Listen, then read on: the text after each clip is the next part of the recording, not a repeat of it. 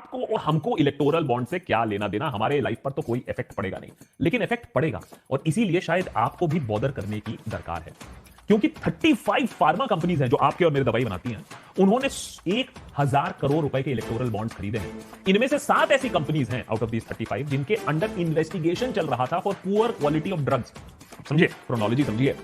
Hetero labs and hetero health care की अगर आप बात करें, इन्होंने 60 करोड़ के ओवरऑल बॉन्ड्स खरीदे, लेकिन Maharashtra food and drug administration ने इन्हें 6 नोटिस इशू किए थे। ये हैदराबाद बेस्ड कंपनी है क्योंकि ये सब स्टैंडर्ड ड्रग्स बना रहे थे। लेकिन ये जो नोटिफिकेशन है ना, इसके बाद अगर इसको फॉलो किया जाए तो लोगों के लाइसेंस तक कैंसिल हो सकते हैं, लेकिन यहां कुछ नहीं हुआ।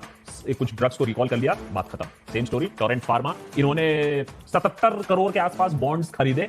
एंटी प्लेटलेट इनका जो मेडिसिन था, इसको सब स्टैंडर्ड डिक्लेयर किया था Maharashtra food and drug administration ने, नोटिस जारी किए थे, लेकिन कोई एक्शन नहीं। जाइडस हेल्थ केयर, इन्होंने 29 करोड़ के बॉन्ड खरीदे। बिहार ड्रग रेगुलेटर ने इनके जो रेमडेसिविर जो इन्होंने मेडिसिन बनाया था, उसको बोला था कि ये स्प्यूरियस है, माने पेशेंट्स ने एडवर्स रिएक्शन सफर किए, लेकिन अगेन कोई एक्शन नहीं।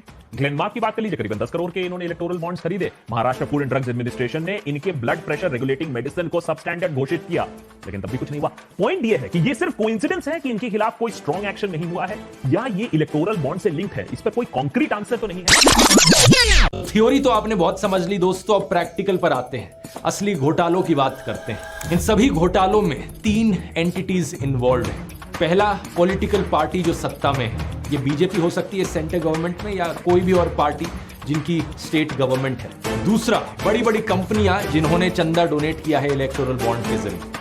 और तीसरा, आम जनता यानी पब्लिक। इन तीनों के नीचे एक बक्सा रख देते हैं। पॉलिटिकल पार्टी के नीचे जो बक्सा रखा है वो चंदे का डिब्बा है, कंपनी के नीचे जो डब्बा है वो कंपनी के पैसे का डब्बा है, और तीसरा, पब्लिक के नीचे जो डब्बा है वो सरकारी पैसे यानी जनता के पैसे का डब्बा है। अब सोचो, अगर सरकार जनता के डब्बे से पैसे निकालकर कंपनी के डब्बे में डाल दे, और रिटर्न में कंपनी अपने डब्बे से पैसे निकालकर पार्टी के डब्बे में डाल दे इलेक्टोरल बॉन्ड्स के जरिए, क्या आप इसे एक स्कैम कहोगे या नहीं कहोगे? ऑब्वियसली एक